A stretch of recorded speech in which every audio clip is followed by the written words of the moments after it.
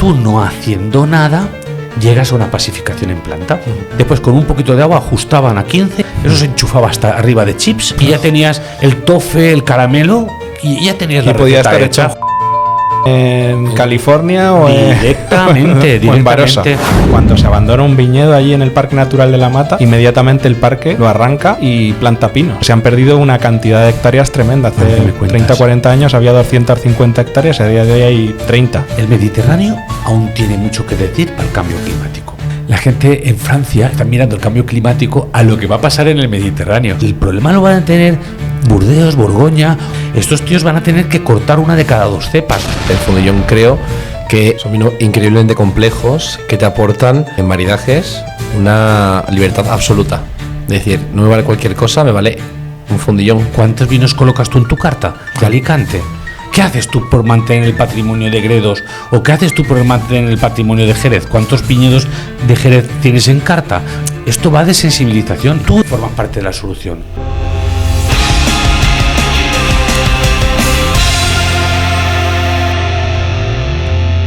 Oye tú, el que estaba escuchando esto, va por ti. Hemos estado viendo las estadísticas y el 80% de los que nos escucháis no estáis suscritos. Probablemente tú tampoco. Suscribirse cuesta 0 euros y son 2 segundos. Y para nosotros es un mundo, nos ayuda a llegar a más locos del vino como tú y traer invitados cada vez más top. Así que haznos un favor, mira la pantallita y suscríbete. Venga, lo que le das, te esperamos y volvemos al capítulo. ¿Listo? Gracias por apoyar este búnker. Hoy bajamos al búnker con una pregunta algo incómoda. ¿Cómo se puede perder un patrimonio vitícola que literalmente ha sido histórico hace años? Antes del siglo XIX en Alicante había más de 90.000 hectáreas donde los viticultores vivían de la uva y de la pasa, que también, si nos remontamos a historia, hablamos de muchas culturas. Hoy en día la DOP recoge unas 10.500 hectáreas aproximadamente. Y la sequía ha mordido con mucha fuerza. Y mientras el turismo tira del motor económico, el campo se vacía. La pregunta es, ¿puede volver a ser el Mediterráneo, el viñedo mediterráneo deseable, viable económicamente y algo atractivo para el consumidor, con su Girós, con su Bonicaire, su Forcallat? Hoy vamos a recibir a alguien que ha hecho de volver a lo nuestro algo que hace que no nos quedemos en la nostalgia. Preparados para caminar por bancales de piedra, por hablar de agua o su sequía, de fondillón y de su futuro. Hay manos que huelen a salvia incluso en enero. Manos que han aprendido a escuchar el viento del barranco antes de decidir si vendimian. Manos que vienen de una casa donde el vino fue escuela, pasaporte y a veces frontera. Durante esos años, este hombre afiló su oficio en uno de los apellidos que pusieron a Alicante en el mapa del vino moderno. A día de hoy se instaló en un riurau centenario, en el Giver, rodeado de moscatel y de giró, para hacer vinos que huelen a tomillo sin pedir permiso. Con él llegan etiquetas que muchos conocemos, como es Pureza en ánfora, Cierroca, Giró de Abargues o Casa Agrícola. Una colección de premios recientes que también abogan a la casa agrícola a la bodega más sostenible en España en el 2024 y que tiene una trayectoria que está haciendo mucho ruido en la Marina Alta. Hoy en The Wine Bunker, el artesano que quiere que el Mediterráneo vuelva a hacer ruido. Pepe Mendoza, Casa Agrícola, bienvenido. Bueno, Pepe, y para quien no te conozca, que imagino que serán pocos, ¿qué haces? Pero sobre todo, ¿por qué lo haces? Bueno, gracias Daniel y Pepe por la invitación. La verdad es que el tono que estáis con el que comunicáis, tan sensible y tan profundo, creo que es lo que nos haría falta en Alicante, ¿no? Para poder parar esto que ya es imparable, yo creo que se van a perder. El arranque es muy grande. Yo, si no hubiese una posibilidad, tiraría la toalla, pero aún creo que podemos frenar 7.000-8.000 hectáreas de calidad. Decimos que había 90.000 hectáreas. Había 90.000 hectáreas de moscatel, que eran las que unían desde la Marina Alta a los pies de Valencia. Los cítricos es contemporáneo, era todo viñedos de moscatel. Y en el Alto Vinalopó habían 130.000 hectáreas. 90 y 130 son 200 y pico mil hectáreas. Y quedarán, dice el Consejo Regulador, que quedan 10.500. Yo creo que no quedan ni 6.000 ahora mismo con la sequía y con lo que hay. Y yo también ha sido como una especie de evolución, ¿no? Yo también fui partícipe del daño, pero es que no sabíamos más. Y partícipe del daño que en los años 80 o 90 hicimos de menospreciar lo nuestro. Yo creo que yo no sé qué tenemos los españoles o los valencianos de creer poco en lo nuestro, y parece que todo lo de fuera era mejor, y casi nos convencen. Pero bueno, ahora mismo mi padre fue pionero en plantar Chardonnay, Pinot Noir, Cabernet, que aún tiene todos esos viñedos. Los blancos en la bodega de mi padre aún están hechos con internacionales. Pero yo tengo 54 y no quería acabar mi vida con internacional. Quería expresar más acento en los vinos, y tuve la suerte, la valentía, la posibilidad de hacer un cambio, y estoy trabajando en pequeñito con las variedades autóctonas, y en esas estamos intentando profundizar. Bueno, y Pepe, hoy que ha venido con botellas al búnker, cuéntanos qué has abierto, háblanos un poquito del vino. Bueno, pues he traído la primera parcela que tengo de Monastrell, que es un Monastrell de Sierra, que es el Veneno, y hemos traído también un poquito de Giró, la parcela, que las viñitas más pequeñas que tengo dentro de la parcela, tengo 12 hectáreas, en la parte de abajo hay un poquito más de fuerza y lo utilizo en casa agrícola, el corazón de la finca lo hago como Giró, y las partes de arriba de la parcela, de la finca, veíamos que eran diferentes y decidimos poco a poco. Yo no buscaba un gran cru, pero ni buscaba hacer un vino premium, pero la viña parece que me fue hablando. Primero veíamos que tenía menos color y era un poco más concentrado en boca. Y ya veíamos que esa parte alta era diferente. Y después ya la fuimos separando, y después ya la criamos diferente, hasta que vimos que el vino era diferente, que el vino nos emocionaba. Y después también yo creo que también corre un poco de la visión, la pirámide con la que yo creo que conectamos todos más. La pirámide española yo creo que está equivocada, ¿no? Porque colocas bajo lo joven, después el roble, que normalmente es un vino siempre cargado de chips, después el crianza, reserva y gran reserva, ¿no? Eso era lo que habíamos vendido. O la punta de la pirámide normalmente era el vino ese acabado en latín. Tiquitín, tucutún. Y siempre era con el 200% de madera nueva. Entonces, lo que había más arriba de la pirámide era lo que menos me gustaba a mí, porque era lo más concentrado, y la segunda lo que más madera tenía. Y siempre hemos creído más en la pirámide francesa, que era lo que había en el Gran Cru, era lo más original, lo más diferente. No tenía por qué ser el que más madera tuviese, era el que se le veía la parte férrica, o se veía más la grava, o se le veía algo más del suelo. Y entonces comulgo más con esa forma de trabajar, que lo de arriba, de lo mejor que hago siempre es lo más original. Yo no sé si os gustará más o menos, pero sí que sé que es lo más diferente. Bueno, de hecho, tus vinos y lo que demuestras sobre todo, y lo que tú eres como persona, es al fin y al cabo la pureza también del territorio. Y creo que es algo que España necesita, más productores como tú y más gente que realmente divulguemos lo que sí que estamos haciendo bien, porque en España sí que tenemos que querernos más. Vamos a hablar de cosas que nos preocupan, sobre todo del patrimonio varietal y el territorio que tienes. Si el Mediterráneo guarda memoria en las cepas, Pepe, ¿qué memoria hemos salvado? ¿Y cuál estamos dejando secar? Bueno, el Mediterráneo yo creo que aún tiene una oportunidad, y que en el Mediterráneo, tú imagínate dónde nace el vino, en Georgia, 8 o 9 mil años antes de Cristo, después en Irán, Irak, Armenia, después viene toda la cultura por bajo. Nosotros creemos que estamos en Europa y que somos los avanzados, pero claro, nosotros éramos unos bárbaros en el siglo cero.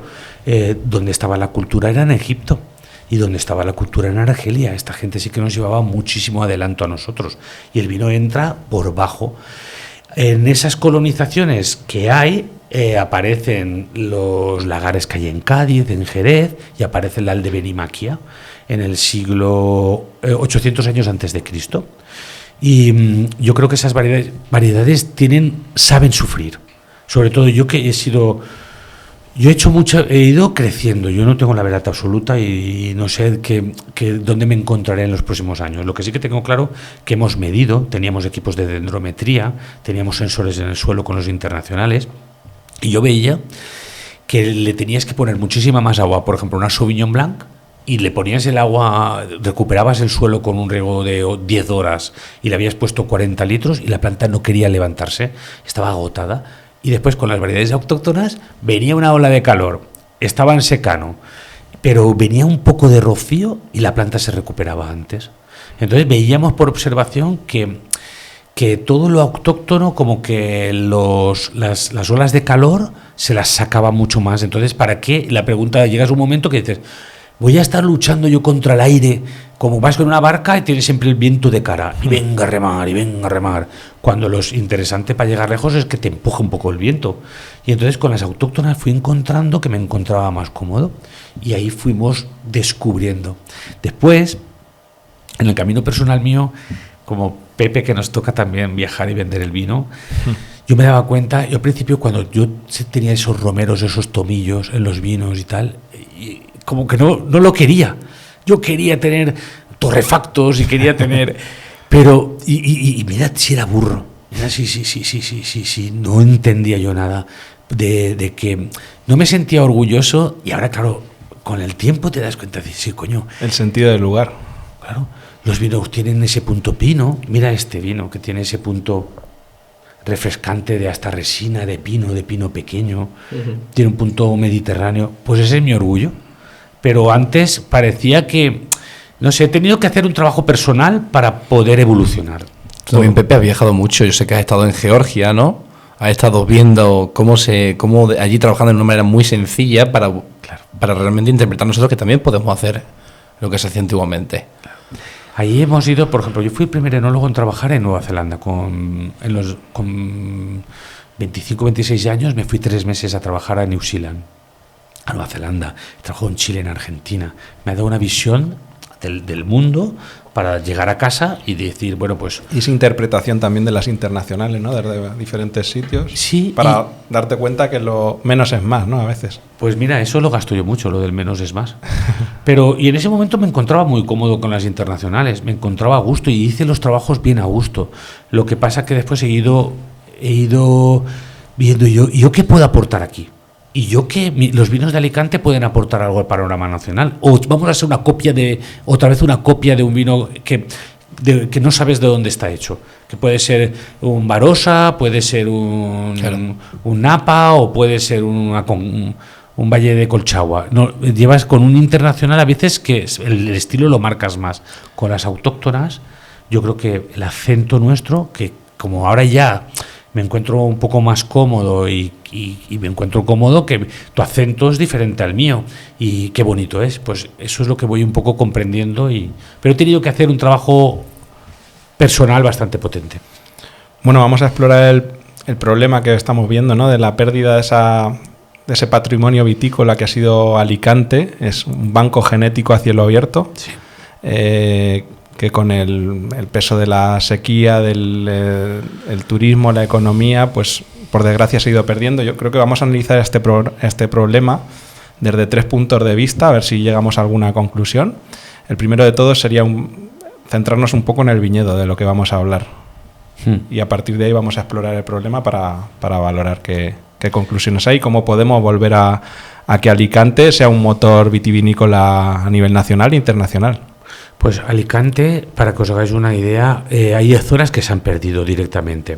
Tenemos la mar, que es lo que está alrededor de Benissa, Jalón, Moraira, Denia, Jalón, Jíber. Esas zonas de moscatel romano. Flipa, ¿eh? ¿Quién trajo el moscatel? Ese vino con las legiones romanas en el Alto Imperio.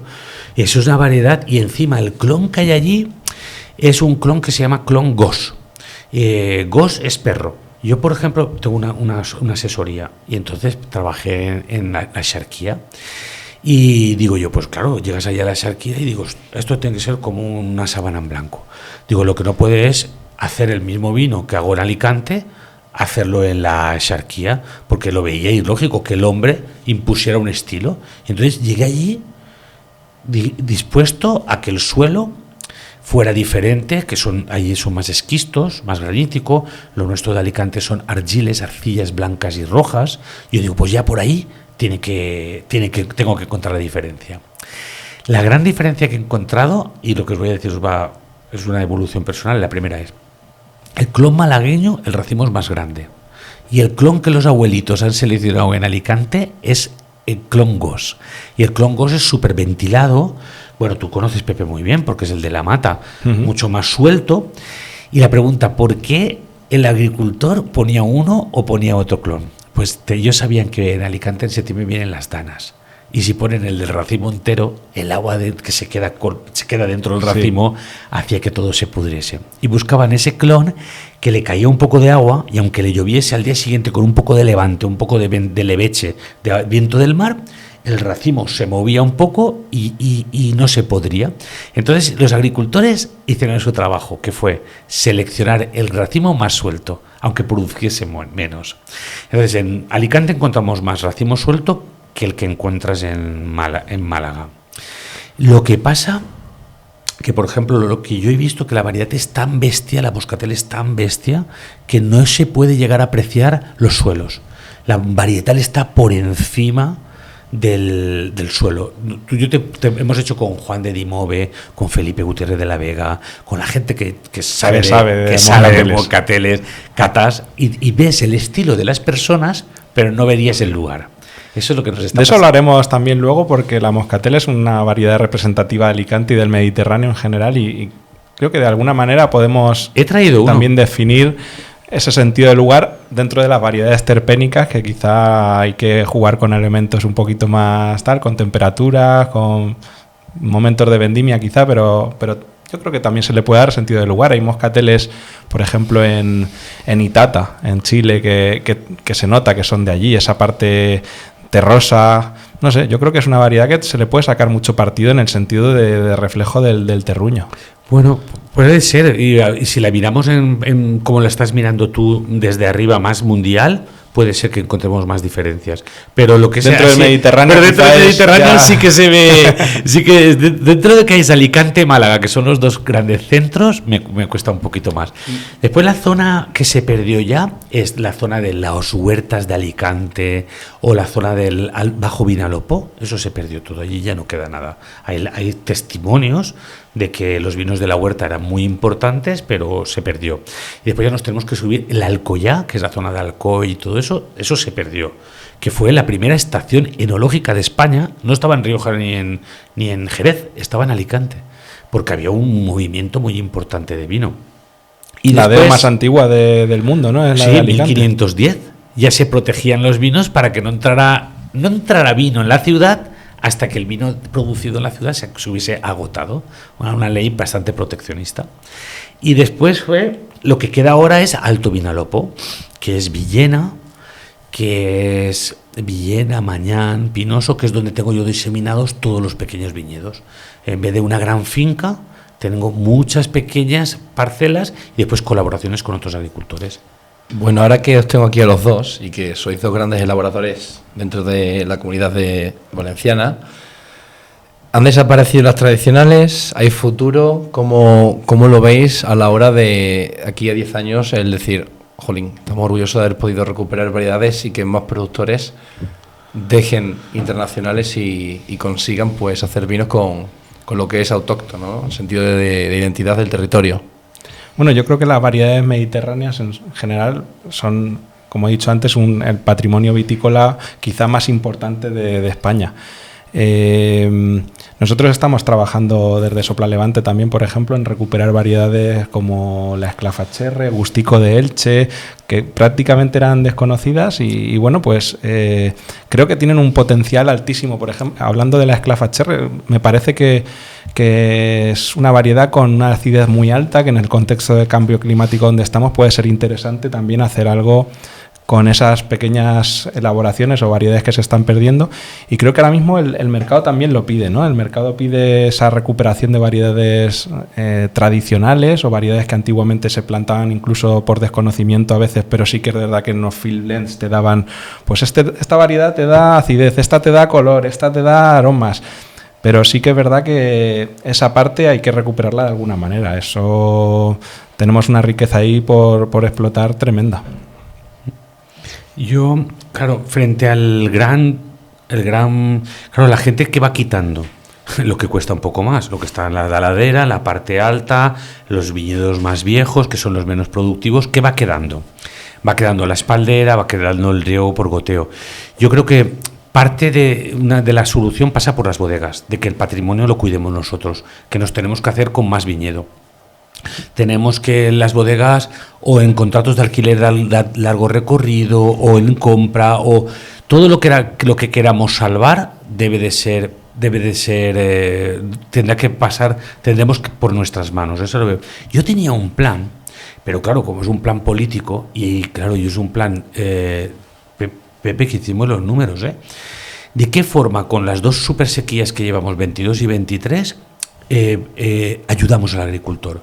Claro, pero claro, los planes que yo propongo es soltar pasta, ayudar al agricultor, pero poco aplauso.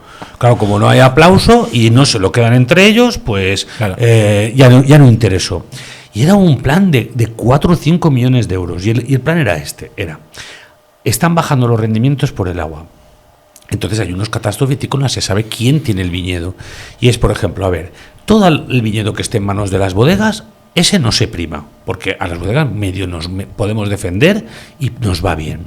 Vale, todo el viñedo de Alicante que tenga una espaldera, una variedad internacional, no se prima. Así nos quitábamos todo lo productivo. ¿Y qué se va a primar? Pues íbamos a poner, mira, todo el viñedo que tenga más de 25 años y sea en secano. Y ahí llegaría la prima directamente al agricultor, al abuelito, y eso va directamente en vena. Y habíamos dicho, ¿y eso cuánto podría ser? Pues habíamos calculado, pues a 3.000 kilos por hectárea, vamos a poner 1.000 euros hectárea, que sean 30 céntimos por kilo, o 20 céntimos, sí, 20 o 30 céntimos por kilo. Se sumó todo el patrimonio que había vegetal de más de 25 años con variedades autóctonas. Y ahí la gente no respiró, que hubiera sido lo interesantísimo para que la gente no hubiera abandonado estos 2 años tan jodidos. Entonces yo creo que no hay un interés claro. Después otra solución era en la Marina Alta. A ver, viene un extranjero y claro, yo te puedo comprar una hectárea de viña, pero yo no puedo competir en los precios que pagaría un extranjero.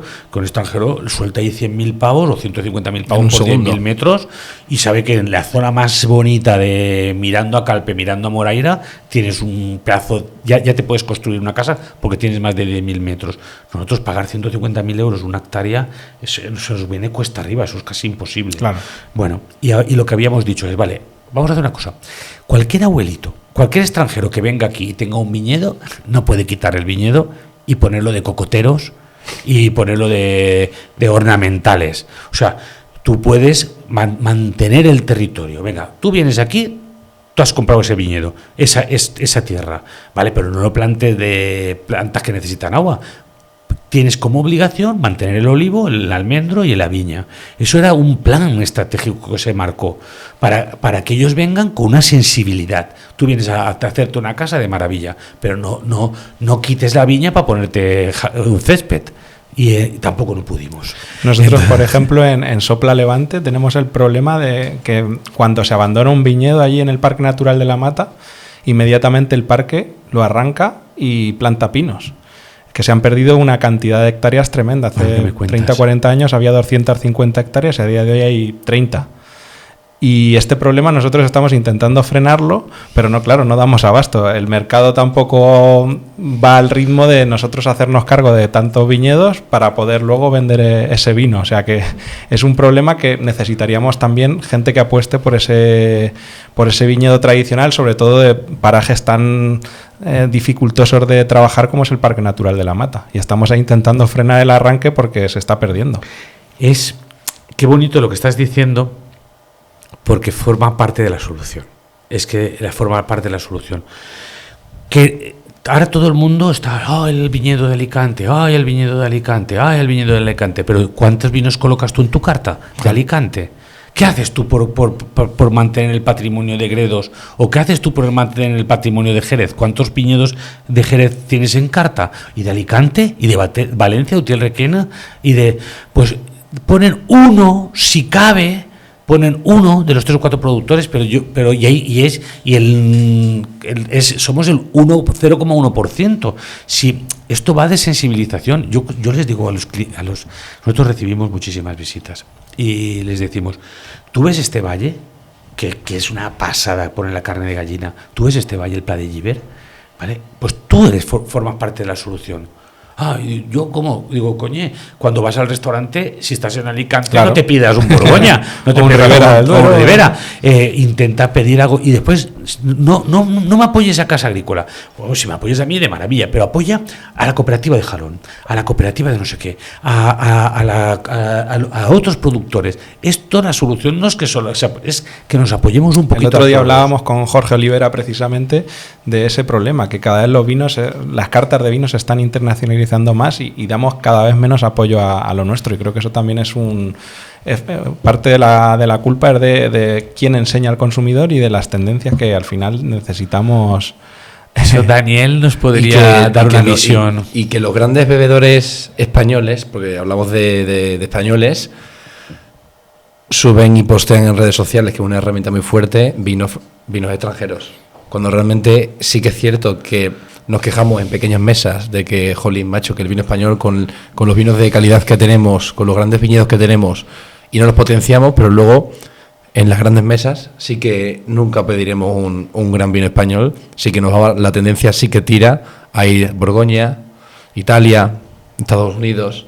Entonces nosotros somos esa parte de pequeñas piedrecitas en el camino en las cuales vamos andando descalzos y nos vamos chocando con nuestras piedrecitas. Como tú bien dices, hay también falta de grandes profesionales reales en la sala que divulguen el conocimiento sensato, el transmitir de una bodega, de un pequeño productor, realmente de tenerlo en tu carta. Pequeños productores, no tengan muchas referencias, pero ten poquitas referencias de cada zona y cosas que interesen realmente para que ese público nacional o internacional conozca tu patrimonio en España. No tengamos solamente grandes marcas. ¿Cómo vamos a mejorar? ¿Cómo vamos a llegar a ser grandes que eso es con el tiempo?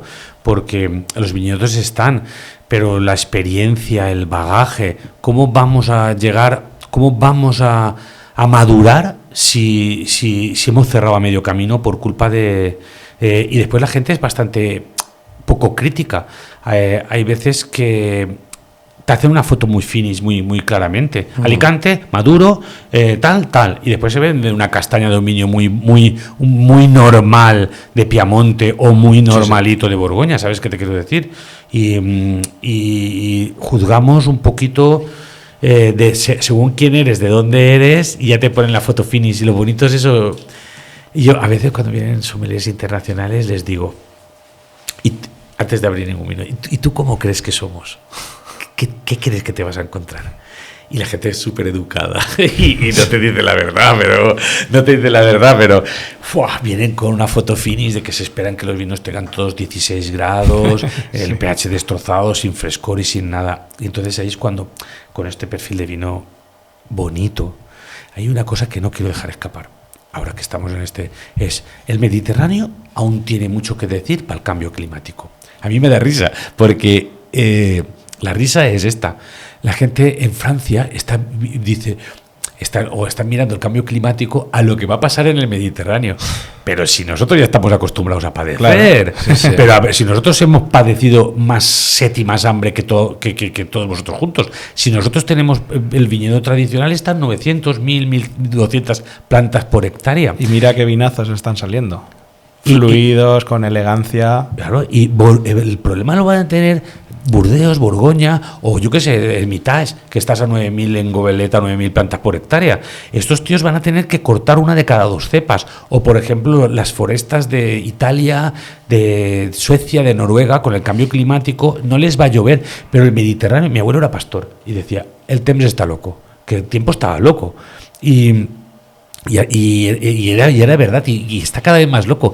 Y es que nosotros no nos vamos a hacer clima europeo, ellos se están mediterranizando. Y los que sabemos del Mediterráneo somos nosotros. La gente viene, te los llevas a las viñas del monasterio pegaditas ahí al suelo. Una planta de 30 años pegada al suelo. Y esto que será joven, digo, no, tío, tiene 50, 60 años. Esta planta tiene 50, 60 años, digo, claro, es planta bonsai. Es una planta... Tú tienes un tío de 2 metros, consume y come, bebe como un animal. Claro. Tienes una planta pequeñita, lo que haces es un ahorro energético del agua. Y después la segunda, aunque lluevan 250 litros, al tener poca densidad por hectárea, la planta está cómoda. Estos vinos fluidos no es que yo lo lleve y le haga así y gaste frío, es que la planta no está estresada. Mis vinos buscamos viticultura en secano, que la planta no está agotada. Y hay otra cosa, que el Mediterráneo, a nosotros nos van a poder quitar las lluvias. Europa les va a llover como en el Mediterráneo. ¿Y cómo llueve en el Mediterráneo? Es grandes periodos de no agua y después 2 ostione grandísimos, de 400 litros, de 300 litros. Sí, que en 3 días te va a caer la lluvia todo el año. Así es. Y otra cosa también va por ahí. Y otra cosa sería esa, que les va a llover de otra forma. Y entonces ellos son los que se van a tener que preparar y nosotros tenemos mucho. Aunque llueva poco, una cosa que en el Mediterráneo nunca nos van a quitar es la mar. Y entonces, claro, dices, ¿cómo puede ser que esta planta, yo los llevo a las viñas y les dices, ¿cómo puede ser que llevamos 11 meses sin llover ni una gota y la planta está verde? Y el suelo, la capacidad de campo está seca. ¿Cómo puede ser? Pues porque las variedades de Mediterráneo, Bonicaire, Monastrell, Moscatel, tienen en vez de la hoja 8 o 10 veces más algodón para tomar la humedad relativa. Entonces, a mí me lloverá menos, pero lo que nunca me van a quitar es el rishiu o el rocío del mar. El mar no me lo van a quitar nunca. Entonces, siempre creo que vamos a poder tener una pequeña salida.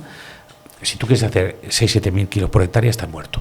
Pero si tú quieres trabajar en equilibrio con el ecosistema, con 1.500, 2.000 kilos por hectárea, el Mediterráneo puede ser un sitio súper chulo para venir a cultivar de forma purista. Bueno, yo creo que hemos examinado profundamente lo que es desde el punto de vista del viñedo y está claro que estamos mejor preparados que lo que va a sufrir Europa. Potencial tenemos, capacidad de resiliencia y adaptación también tenemos, por lo tanto no falta poner voluntad de que la gente consuma más vino de Alicante y que el Mediterráneo vuelva a ser lo que ha sido. Vamos a pasar a valorar un poco desde el punto de vista de elaboración, que creo que también merece la pena que examinemos un poco la parte enológica. Sí que es cierto que la importancia se la damos al viñedo, pero tradición e innovación son 2 palabras muy gastadas y las hemos usado mucho. En Alicante se elaboró en lagares, en tinajas, en riurraus, que luego nos explicarás qué es un riurrau, y hoy conviven ánforas con frío, inercia térmica con control analítico, y en esta mesa hay ánforas con nombre propio. ¿El camino es recuperar vinificaciones tradicionales o buscar innovación en las elaboraciones que se hacen en el Mediterráneo? Para adaptarnos también. Muy buena pregunta. Yo creo que hay cosas de antaño que están mucho más mejoradas y tienen mucho más sentido de lo que hay ahora, porque están validadas en el tiempo. Entonces, la técnica, por ejemplo, ahora mismo que yo por ejemplo huyo de los maderazos, por ejemplo, técnicas como trabajar en cups, que es concrete, que era cemento de toda la vida, o trabajar en ánfora, puede ser una solución para nosotros muy buena para que el vino se microoxigene sin ningún tipo de aporte de madera. Yo creo que en el pasado nos tenemos que apoyar. Y sobre todo yo creo que también la mirada nuestra. ¿Qué es lo que tú llevas en la cabeza? ¿Qué es lo que tú quieres expresar en los vinos? Creo, a veces, Luis Gutiérrez habla de ello, de las personas. Pedro Ballesteros habla de las personas. Y es que las personas también somos importantes porque somos los que tenemos la visión y somos los que pilotamos hacia un lado o pilotas hacia el otro lado. Yo, por ejemplo, mucha gente, por ejemplo, tienes este vino de Monastrell en la copa. El grado alcohólico es 13,5, 13,7. Por eso, cuando te sabes que ajustamos a 13,5. la gente hemos tenido que discutir y hemos tenido que decir que este es el Mediterráneo que yo conozco, de romero, de tomillo, de garriga, balsámico. Esto también se puede llevar a 16 grados de alcohol y lo puedes madurar a una monastrell como mucho más guinda, mucho más sobremadura, mucho más de pan, digo, y las dos son monastreles. Y tú puedes pilotar hacia un lado o puedes pilotar hacia el otro. Lo que pasa es que el mundo ha conocido la monastrell dulzona. Y ahora tenemos que explicar. ¿Antiguamente también era así? Yo creo que no. Yo creo que antiguamente era más un estilo parecido a esto. Yo creo que antiguamente era esto. ¿Cuál ha sido el cambio? ¿Cuándo ha sido el que dejamos lo que tenemos ahora y volvemos a una monastrell más pesada, más alcoholizada? ¿Por qué os conocen así? En los 90. En los 90 yo creo que es la clave. Sobre todo tuvo un gran peso en el mercado. Eran muy valientes, grandes vendedores y lo tenían cómodo. Porque tú no haciendo nada llegas a una pacificación en planta. El enólogo no actúa en el campo. Entonces tú estás no haciendo nada, sabes que llevas a 16 grados de alcohol y lo tienes muy cómodo, porque lo que tienes ahí es dulzor, es volumen. Después con un poquito de agua ajustaban a 15 y ya lo tenían, ya estaba la receta. Eso se enchufaba hasta arriba de chips o duelas y ya tenías el tofe, el caramelo y ya tenías la receta. Y podía estar hecho en California o directamente. O en Barossa. Claro, ¿qué eso pasa con nuestros viñedos? ¿O qué es lo que pasa con este sentido? Que desde mayo estamos en el campo. Estamos viendo que qué planta funciona, qué planta no funciona, cómo podemos hacer una labradita para que la planta se quite un poco el estrés de encima. Bajamos producciones. Y la segunda, aquí está cortado todo, en el momento en que la planta deja de crear azúcares, cortamos. Esto está cortado todo entre 13,7 y 13,8. Si la planta da un atisbo de deshidratación, yo corto. Entonces, yo claro, por ejemplo, desde principios de enero, mitad de enero, ya estamos midiendo en campo. O sea, te tienes que preocupar muchísimo más para hacer este vino fresco. De la otra forma, no haces nada. Puedes estar todo el verano en tu casa tranquilamente, que esperas a que la planta se deshidrate y lo has conseguido. Estos vinos yo creo que tienen muchísimo más trabajo de viticultura, de que la planta no se estrese, de qué viñedo es bueno y qué viñedo no es bueno. Ahí estamos en esas. Bueno, de hecho sabemos que tú eres más de campo que de bodega, pero sí que es cierto que queremos saber algunos pequeños datos. Por ejemplo, ¿cuáles son esos retos en las elaboraciones actuales de un enfoque tradicional pero con mayores pHs y graduaciones alcohólicas potenciales? Bueno, yo creo que un viñedo estresado te va a dar vinos maduros y de perfil maduro. Tenemos que dar la solución. Antes la gente, claro, yo también estuve ahí, en el no saber, en nada de campo, y después con una uva madura, con una levadura que te daba un perfil amílico, y con frío querías conseguir lo que el campo, lo que no habías conseguido en campo. Y eso hasta que tú eres capaz de decir, ostras, si esto está maduro, a fresco no va a volver. Entonces, lo que estamos es haciendo desde mayo, junio, julio y agosto es uva fresca que te va a dar el vino fresco. Si esto llegas a la curva tú estás en fresco, maduro y sobremaduro. Cada paso de aquí nunca lo vas a retroceder. Lo que sí que hay gente que cuando estás en fresco te esmanazas y lo puede madurar el vino. Pero cuando tú has llegado a maduro no hay vuelta hacia atrás. La primera, una de las cosas que es fundamental sería los rendimientos. Bajar mucho el rendimiento, que la planta se encuentre relativamente altamente cómoda, para que esos estreses se los pueda sacar de encima, se quita las pulgas de encima rápidamente, y aunque vengan olas de calor, porque llevamos mucho tiempo midiendo. Yo cuando empecé a medir la primera estación meteorológica tenía más 6-7 horas de calor. En Alicante había hecho calor siempre, pero empezaba un mesecito. Ese de julio, 15 de julio, 15 de agosto, en ese mes hacían 5 o 6 horas de calor. ¿Sabéis cuántas horas de calor hay ahora? 20, 30 olas de calor, y empiezan en mayo y acaban en final de agosto. O sea, tenemos ciclos de calor mucho más largos y como 5 veces más olas de calor, porque no es que lo diga yo, es que lo hemos medido. Y entonces lo que buscamos es viñedos que frente a esas olas de calor las combata bien y sobre todo capte el rocío. Y una forma de combatirla es el bajo rendimiento. Cuando tú tienes la mochila ligera, tú eres capaz de llegar mucho más lejos porque no tienes estrés, no tienes que sacar. Cuando tú tienes un poco más de kilo, el pH se desmorona y tal. Entonces yo creo que es conseguir los pHs de las acideces desde campo. Después una cosa que para mí, las sensaciones. Por ejemplo, yo trabajo siempre con algo de raspón, un 30%. Tú y yo, ¿varías el porcentaje de raspón en función de la campaña? Sí. Si es más cálida, más raspón. Y si es menos cálida, bajo a un 20%. Pero siempre mínimo un 20%. Porque es verdad que, y Pepe, tú lo sabemos, que el pH, el raspón con el potasio sube un poco. El pH. Sube el pH. Pero me da igual que suba de 3,3 a 3,4 porque la sensación es fresca. Claro, le da esa sensación de frescura, de más tensión. También depende del nivel de extracción. Al final, el raspón es un tanino más inmediato. Si haces maceraciones más cortas, también obtienes esa frescura, pero sin subir demasiado el pH. Correcto. Como en la vida, no hay cosas perfectas.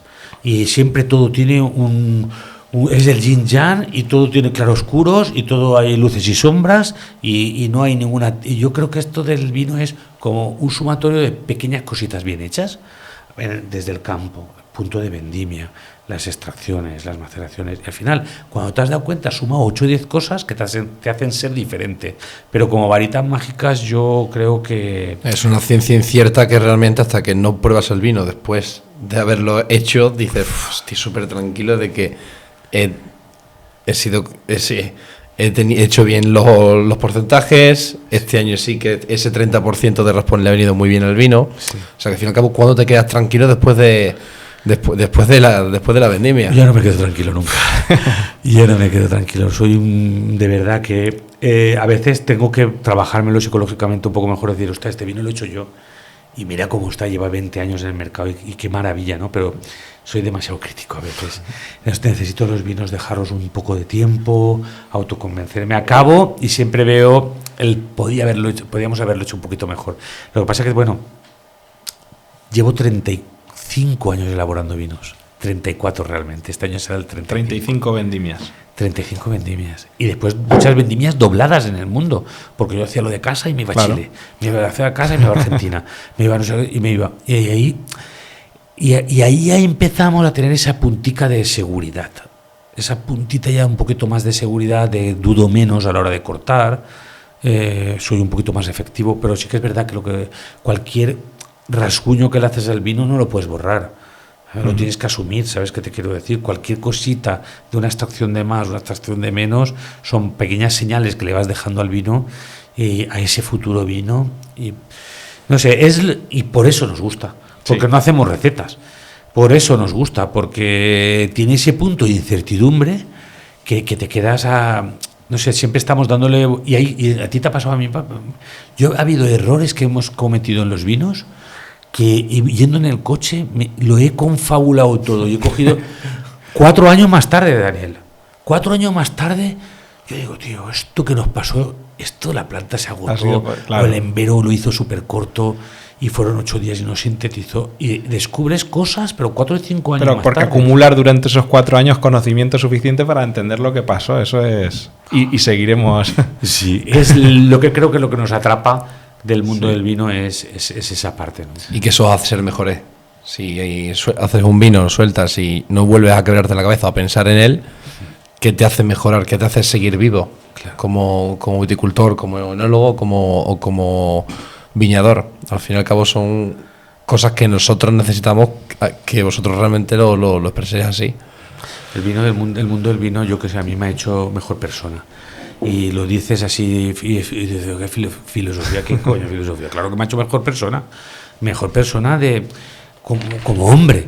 De decir, coño, en vez de tener en la cabeza, nos pegábamos unas fiestas de noche, pero al día siguiente estabas en la bodega, o tenías la obligación de ir, o siempre había, a mí me ha ayudado a ser mejor persona en disciplina, en protocolarizar, en ser serio, en organizarme mejor. He organizado los vinos y sin darme cuenta, pues organizo mi vida también y lleva cierto orden todo.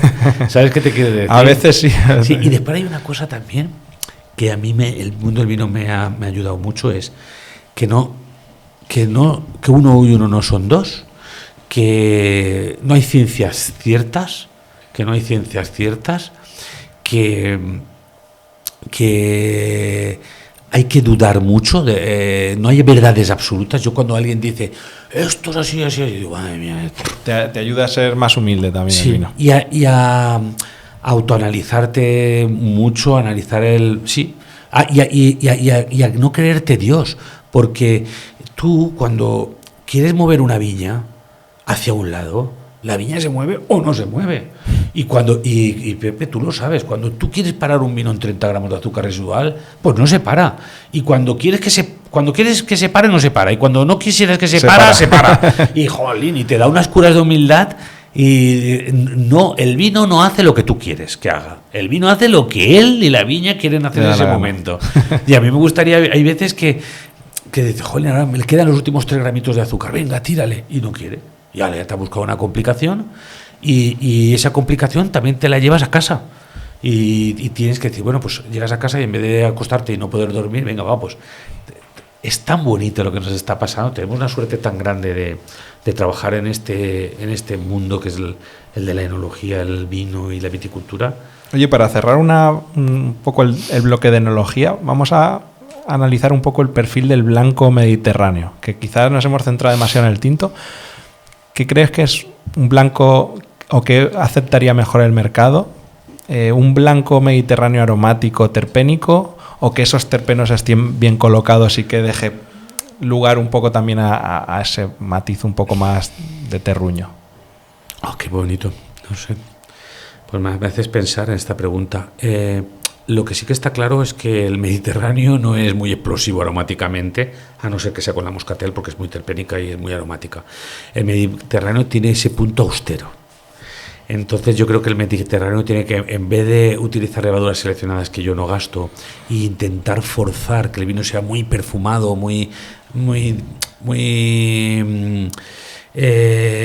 técnico y muy perfumado, igual hay que bajar y decir, oye, pues estos vinos son austeros, pero tienen buen calcario, son sápidos, son salinos. Entonces jugar esa baza a que el vino tenga un poquito más de profundidad y no mirar la parte aromática. Y después el mercado va buscando mucho perfume y el mercado va buscando lo que a ellos les gusta. Y eso va en contra de la originalidad y las autóctonas. A ver, si soy capaz de explicarme. Tú le das a un Sauvignon Blanco, no nosotros que somos del sector y somos profesionales y tenemos oficio, pero tú el mercado normalmente le das un verdejo fermentado muy bien fermentadito o un vino muy perfumado y es lo que te está esperando. Y esperan que con las variedades autóctonas consigamos esos registros. Y para eso ya están esas varietales o esas formas de trabajar, ¿sabes qué te quiero decir? Lo bonito es decirle al mercado que esto es diferente y esto es bonito.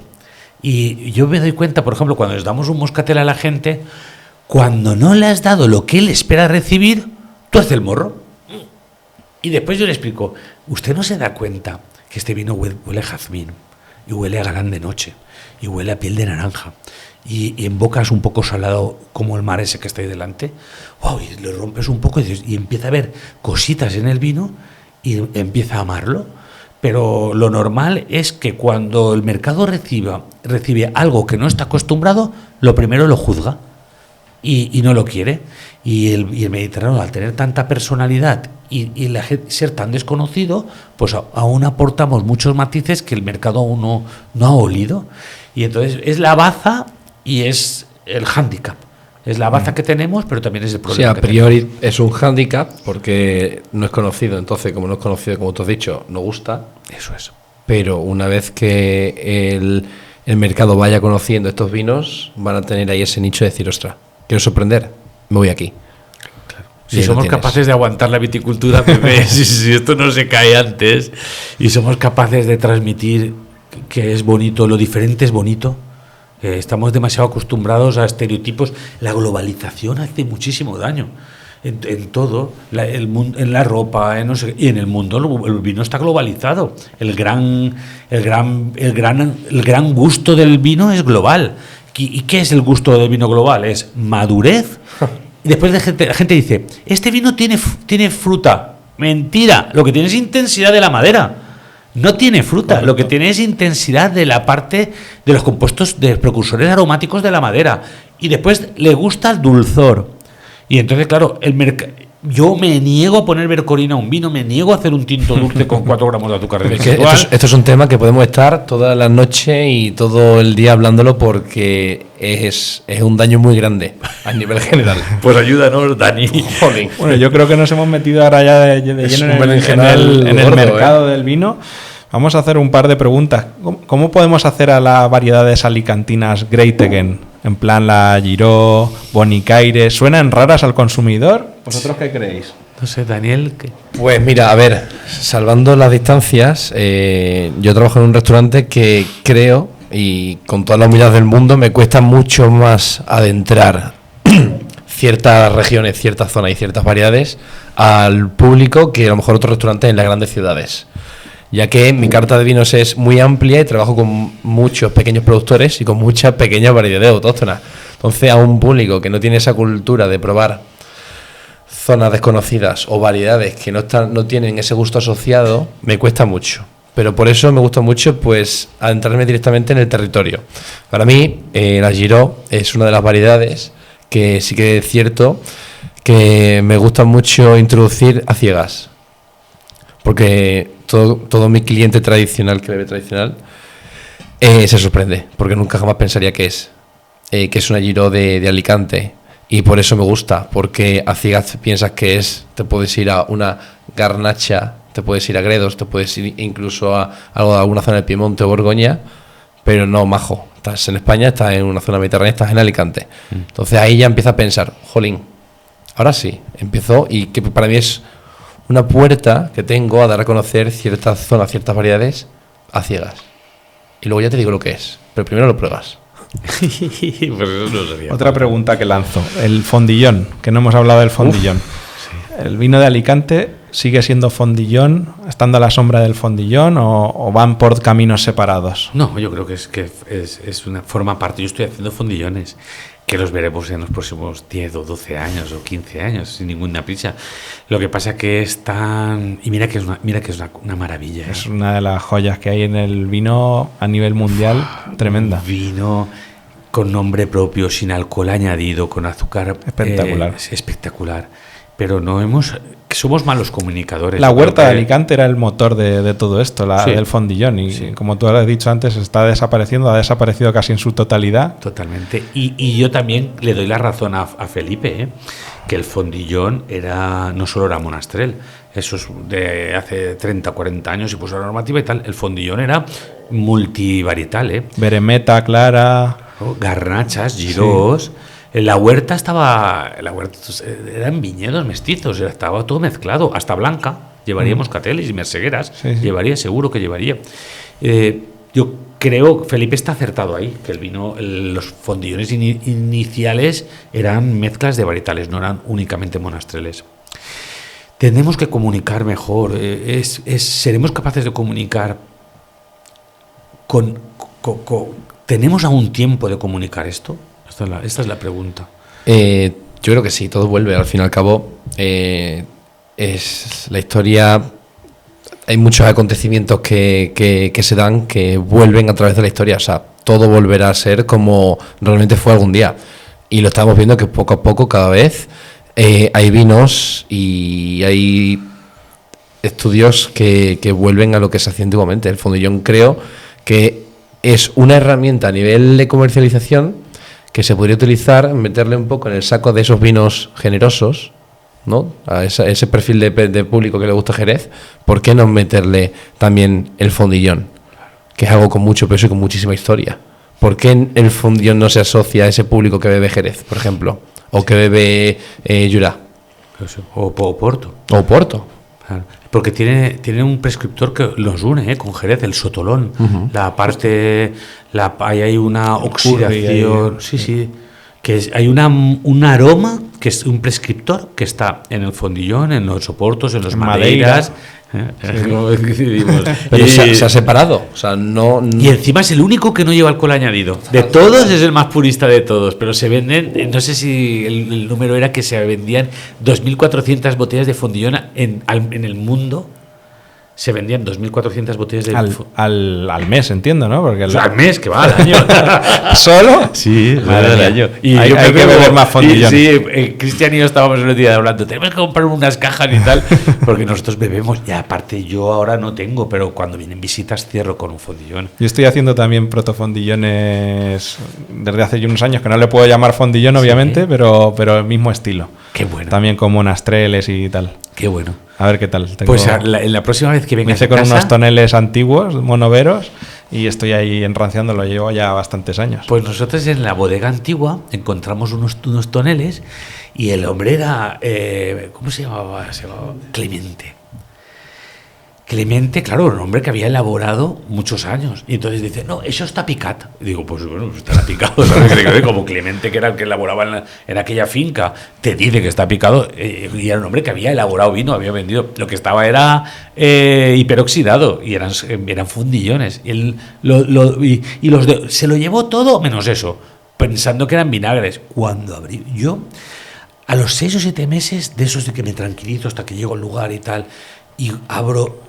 lo que hay, ahí nos damos cuenta de que eran fondillones de Giro. Hay muchísimas joyas todavía en cocheras por ahí, antiguas de gente mayor, que están sin catalogar, pero que son los auténticos fondillones. Sí. ¿Y qué hacéis que no las recuperáis vosotros? Esas joyas. Pues estamos en ello. Yo estoy con ganas de nosotros ahora mismo, pues mira, yo he hecho fondillones a partir del 2020, correcto. Entonces, Paciencia Infinita que es un vino dulce que hago, es un prefondillón.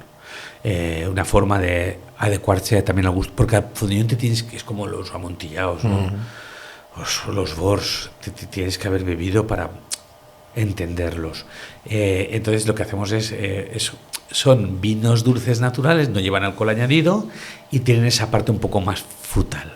Entonces es como una especie de un primer paso para que la gente en 10 años pueda llegar a un vino que te pone la carne de gallina, salino, salado, es que es impresionante, parece una salmuera de anchoas, profundo, como una soja antigua, tiene una cantidad de cosas chulísimas. Son vinos increíblemente complejos que te aportan, en ciertos casos, en maridajes, una libertad absoluta. Es decir, no me vale cualquier cosa, me vale un fondillón, por ejemplo. Eso es. Bueno, yo creo que tenemos mucha información desde la viña, pasando por las elaboraciones, la parte de la comercialización. Creo que tenemos todos los ingredientes para poder hacer que Alicante vuelva a resurgir ese patrimonio vitícola. Tenemos a productores como Pepe Mendoza, que está haciendo una labor encomiable. Y yo creo que Dani también de aquí se va a comprometer a meter más vinos de Alicante en su carta y entre todas hacer esa fuerza, ¿no? Porque creo que esta región y sobre todo el Mediterráneo, vamos a hablar un poco de Mediterráneo, creo que lo merece y yo creo que son los vinos del pasado y del futuro. Estamos ahora mismo en un punto de inflexión que creo que va a salir adelante en los próximos años y va a ser algo muy, muy relevante a nivel internacional. ¿Qué opináis vosotros? Estamos aquí, de hecho, para reivindicar esto, ¿no? Yo, por ejemplo, cada vez que nos sentamos en el búnker y vienen personas como tú, Pepe, o como tú también, Pepe, al fin y al cabo, yo aprendo muchísimo. Porque sí es cierto que hay cosas que no llegas a conocer hasta que realmente se sientan personas como vosotras y las explican. Y que también nos vale para luego darlo a entender en nuestras cartas de vinos. Yo me comprometo a trabajar mucho más con vinos de Alicante. De hecho, tengo unas 70 referencias en carta de la Comunidad Valenciana. O sea, que no es poco. O sea, ya vengo con el trabajo en Extremadura. Hecho. Ojo, en Extremadura. En Medellín. Bueno, tú ya... Ojo. O sea, que ya vengo con el trabajo algo hecho. Y estoy muy concienciado de que tenemos que calzar la voz a zonas que se van a volver en auge en el futuro, porque la demanda lo va a hacer así, seguro, estoy seguro de ello. Hay cosas que ya son irrecuperables, que es imposible. Asunción del Politécnico, hicimos un estudio genético de qué varietales tenía yo en la finca de Abargues. Bueno, Allí encontró de todo, muchísimas varietales que desconocidísimas, encontró muchísimas varietales. Y habían ejemplares que no estaban en los bancos de ADN y solo había ese ejemplar. Sí. Un ejemplar en el mundo. O sea, que habrá más, pero que aparece un individuo que es único en el mundo y que solo ha encontrado un ejemplar. A mí me ha pasado lo mismo en Sopla Levante, visitando los viñedos de La Mata. Hay un ejemplar de cosas que no están catalogadas genéticamente. Genéticamente. Claro, eso, por mucho esfuerzo que nosotros queramos hacer, va a ser irrecuperable. Pero, por ejemplo, con la Giró hay 90 hectáreas, que son 25-27.000 plantas en el mundo. O sea, que ahí aún tenemos una cierta cantidad de individuos que podemos hacerlos. ¿Qué es la Giró? Pues siempre habíamos pensado que la Giró era... Ahí son muy valencianistas. Sí. No, allí siempre habían pensado que la unión Alicante-Mallorca con Cerdeña, que esa parte viajera porque Cerdeña era catalana, esa unión, porque ahí en Alicante hay Giró, en Mallorca hay Giró Blanc y después en Cerdeña estaba el Giró de Calgaria. Parece ser que esa unión era la que nosotros, la parte romántica siempre nos pega más, pero lo que sí que dice ahora mismo que Asunción del Politécnico es que posiblemente las Giró sean clones muy antiguos originales de garnachas, y cuando la expulsión del mundo árabe en el 1607 se expulsó al mundo árabe, vienen repobladores que vienen navarros, vascos y aragoneses. Mi nombre Mendoza aparece en ese momento, que es Mendiocha, que es Montefrío, aparece como repoblador de ese territorio que no había nada, y es posiblemente sean los navarros, vascos o aragoneses los que traen esas garnachas primitivas. Yo he traído a gente allí, garnachistas, y no reconocen la varietal. La planta no la ven. ¿Y genéticamente hasta qué nivel de cercanía está con...? No lo sé, porque el estudio lo vamos a presentar los próximos 6-7 meses, pero parece ser que la parte romántica pierde peso y gana más la parte de que es clones que los viveristas no tocaron en el momento de la filoxera, y son clones como muy antiguos de donde viene la garnacha ahora mismo. Después eso se fue purificando, modificando, buscando patrones, pero aún tenemos clones antiguos que aún es posible recuperar, que no se mueran. La Giró está en nuestras manos.